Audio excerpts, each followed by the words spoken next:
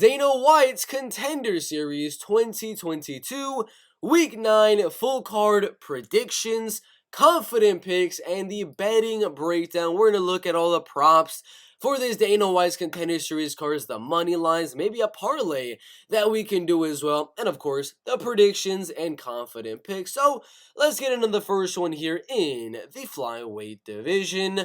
Bert, Echeverria, and Jafel Filho. In the flyweight division, Jafel Filho is 29 years old, almost in the prime of his MMA career, a little bit taller than Bert in this fight, and is definitely going to have the jiu-jitsu and grappling advantage, going out there getting all wins by finish, except for one, and getting finished only one time in his MMA career against Luan Mateus a very long time ago. Since then, he's gone on to get 4 first-round finishes in a row, with one of them not being a first-round finish, but a second-round TKO win on Vinicius Salvador, who is currently 14-4 and is actually inside of the UFC. This man's already beaten a UFC fighter about 2 or 3 years ago, and I think he is UFC ready. Bert Echeverria is a good striker, I would say. He's got some decent, power in his hands. He could definitely go out there, get another first-round knockout, get a spinning heel kick, another first-round knockout like that, but he's not faced the best competition. 2-6, 1-2, 2-16. Oh, that was a decent one. 3-1, 2-18, 0-3, and then 12-9. Not the best guys that he's facing right there. And this is a huge step up in competition. Fighting Jafel Filho. I do think the fight does stay on the feet for a little bit. Bert will land some good shots. Jafel will try to be countering Bert Echeverria on the feet. Then Jafel Filho will get the fight to the clinch, get the takedown, and get on top of Bert Echeverria. Uses wrestling, uses grappling, uses size, as he does look like a bantamweight fighter, to go out there, get on top, and control Bert Echeverria for 3 rounds, and win this one by a decision. Nurullo, Aliev, and Wick. In the lightweight division, Nurullo Aliev is going to go out there with much better wrestling, a lot better grappling as well. Wick is going to go out there with probably the game plan to strike or look for a submission on the ground, because either way, I think he needs a knockout on the feet or he needs a submission on the ground. I cannot see Wick going out there and winning this fight if it does go the full 3 rounds, because if this does go the full 3 rounds, Nurullo Aliev is going to stay on top and grind with the wrestling and grappling, but Wick has a chance to finish. 7 submissions, 3 knockouts, and 2 decisions. Never been finished in his professional MMA career, so as much as I would like to see a Nurullo Aliev go out there, get the takedown, get the back at 22 years of age, get the rear naked, get a ground and pound TKO or something like that, I can't say that, because he's got 5 decision wins, only 1 TKO win in his career, and it was a corner stoppage. And Wick has never been finished, so I think he will survive. Will go for some submissions. He'll start throwing some big shots in the feet. But overall, Nurullo Aliev will use his sambo and wrestling background to go out there, take the fight down, and control for 3 rounds, and win the fight on the scorecards. Austen Lane and Richard Jacobi in the heavyweight division. Well, this is going to be my first finish on this heavyweight fight, on this Contender Series fight card, and I'm going to be going with Austen Lane to win. He's going to be a little bit older, but he's going to be taller. He is going to be lengthier as well.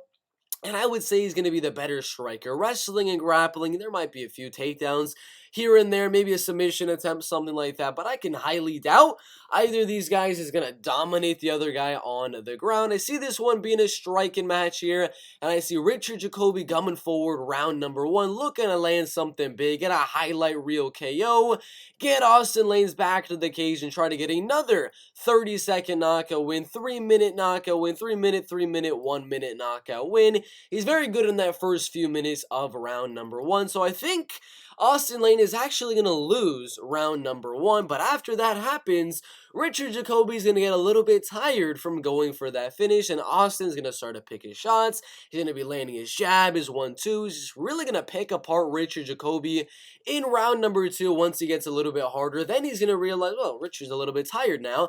I'm going to start to let my hands loose, and once he does, he's going to land on the chin of the undefeated Richard Jacobi and KO him in round number 2.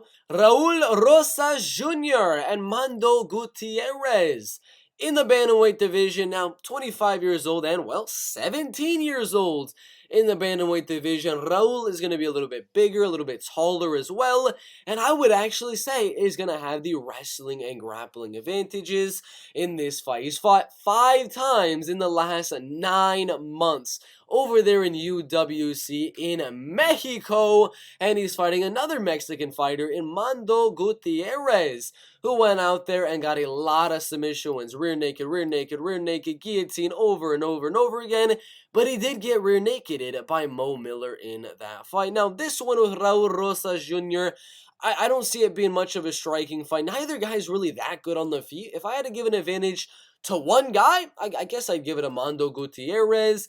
But I do think Mando Gutierrez is not going to be as good as Raul Rosas Jr. on the ground. Raul will get the takedown and control the fight there. Look for the finish. I mean, he's trying to impress Dana here. He'll look for the rear naked, but I think Mando will defend. And I think Raul Rosas Jr. will be the youngest fighter in UFC history at 17 years and 11 months old. I got him winning that fight by a decision in that one. Brunno Ferreira and Leon Aliu in the middleweight division. Let's be honest, there's going to be a finish in this fight. Brunno Ferreira, 29 and a half years old, going to be not as tall as Leon Aliu, but he has some power as well. Going out there getting 2 knockout wins in a row in round number 1, a second round knockout win, a few submissions, and 2 more round 1 or round 2 KO, TKO wins. All wins inside the distance right there. But guess what? The same thing can be said for Leon Aliu, going out there on an 8-fight win streak, one of which against a Dana White's Contender Series veteran, where he got the fight down and got the rear naked choke submission, coming off 2 KO TKO wins in a row. And this is going to be a close one. Betting odds have it a little bit spread out for Brunno Ferreira in this fight. A lot of people expecting Brunno Ferreira to go out there and get the finish, as it is minus 165 for him to win the fight inside the distance. But I think it's a little bit more interesting than that, because Leon Aliu has never been finished. Brunno Ferreira has never lost in his professional MMA career, so there's a chance you get 2 power punches like this. They get a little hesitant. They don't want to get finished, and it could go all the way to a decision. So it's a close one in my opinion. I think Brunno is going to go out there, try to get the fight to the clinch, look for a takedown to get on top of Leon Aliu and make this a ground and pounding fight, look for the submission, and Leon Aliu is just going to be looking to get that KO TKO win on the feet. It's a tough one. I wasn't going to do this. I was going to go for the easy pick and say Brunno Ferreira inside the distance, minus 165.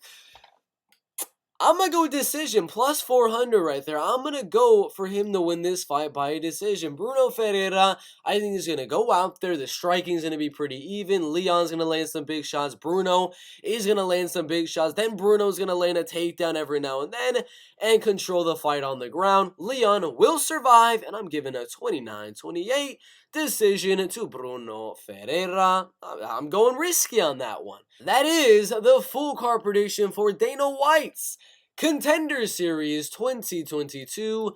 Week 9, I got Brunno Ferreira by decision, Raul Rosas Jr. by decision, Austen Lane by TKO, Nurullo Aliev by decision, and Jafel Filho by a decision right there. Out of the ones I said were decisions, the one I see very possible to be a finish is definitely Jafel Filho by his submission right there. Brunno Ferreira with the submission or ground and pound TKO. Raul, I don't think so. I don't think he's going to get the finish. And Nurullo, I don't think so. But there's good shots that the first fight of the night there's a finish, and the last fight of the night there could be a finish. Confident picks. So, number one confident pick is obviously going to be Nurullo. Aliev is just, he kind of has to be up there at number one. Number two, we're going to go with Jafel Filho, because I think he can make this the striking very, very even here. And his grappling edge is just such a big edge, in my opinion. So, I'll get Jafel Filho at number two. Then we will go. Heavyweight's really risky, but I don't want to go Brunno Ferreira. We'll go Raul Rosas Jr. at number three, most confident. Then we will go Brunno Ferreira, and then Austen Lane. I can't trust Austen Lane there. His chin really isn't the best, so we'll go Austen Lane last. Those are the confident picks. Now for the betting breakdown.